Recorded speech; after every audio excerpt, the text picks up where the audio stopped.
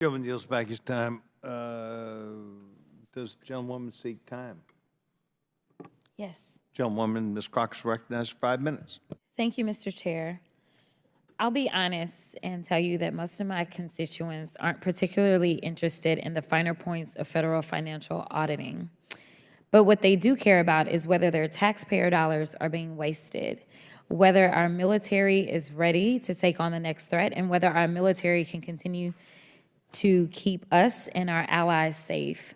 Unfortunately, we're seeing right now what happens when DOD fails to maintain good accounting of its federal funds and government-funded property.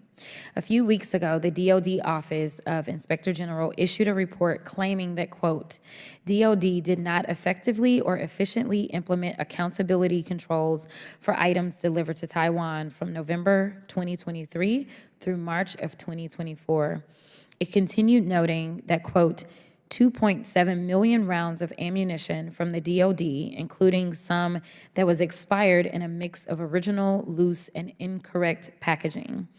This is to say nothing more of more than the 340 of 504, or 67% of the total pallets sent over were water damaged, resulting in other things, including moldy body armor.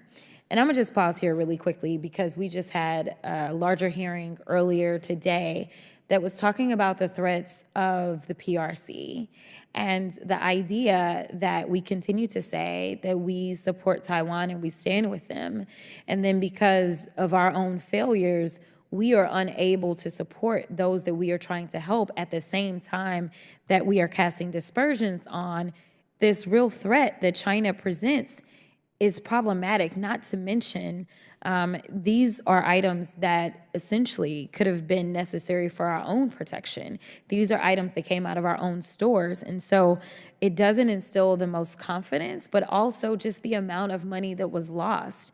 My district, 20% live at or below poverty. So when they are paying taxes that a lot of them really can't afford in the first place because they need every single dime, it is hard to hear numbers like this and know that literally the amount of money that we send over to DOD are amounts of money that most of us will never see in our bank accounts in a lifetime.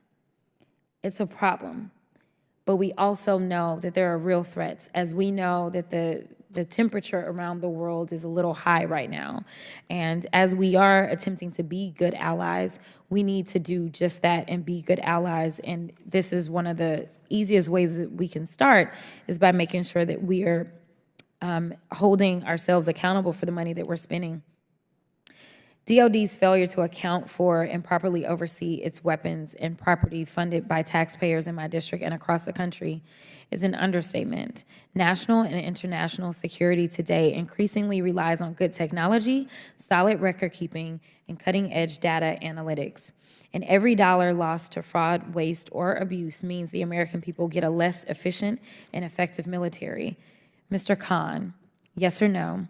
From your experience, can better financial management at DOD improve agency decision-making to better protect our national security and the security of our allies? Yes.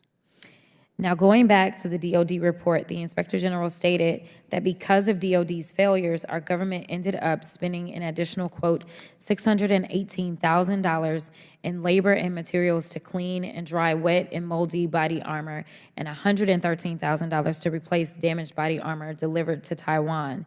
This is to say nothing of the additional cost incurred to replace the unusable munitions sent over, which again was sent over in incorrect packaging. How is DOD supposed to pass an audit if it's supposedly sending arms and weapons to our friends and allies with the wrong label? A sixth of our total federal budget goes to DOD. And to be clear, I am not underestimating the vital work of the department's mission in protecting our national security and the security of our allies, but it's because of the vital role DOD plays in our lives that Americans demand accountability. The people need to know that if a crisis happens, DOD can protect us and our allies in worst-case scenarios. And to do this, DOD must have a successful audit. Mr. Khan, how long has the Department of Defense's financial management been on GAO's high-risk list? It's been around 30 years. And why is DOD's financial management of GAO's high-risk list? Why is it on the list? Sorry. Because of pervasive internal control weaknesses that prevent accountability of their assets and the budget they've been provided by the Congress. Thank you. Has DOD's leadership improved the department's financial management in ways that could get it off of the GAO high-risk list? Yes, I mean, the high-risk list has got 5 criteria. One of the ones, probably the most important, is leadership. That's where they have met the criteria. Tone at the top is very important for remediating the other 4 areas. Thank you. Although DOD as a whole has yet to achieve a clean audit, 10 of its 29 components passed their audits with clean opinions in FY 2023. While this is nowhere near where DOD needs to be, the progress is promising. DOD must use the success in these components for the remaining areas needing improvement.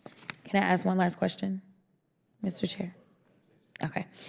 In fact, Mr. Steffens, just so we have it on record, what are some of the lessons or best practices from the 10 successful components at DOD that can be shared agency-wide? Sure, thank you for the question. I believe there's a number of lessons learned that we have. Most recently, obviously, from the Marine Corps. We just talked about this, tone at the top. The example that General Smith at the time was the Assistant Commandant set in holding his leaders accountable is vitally important, and we talked about through several of you today.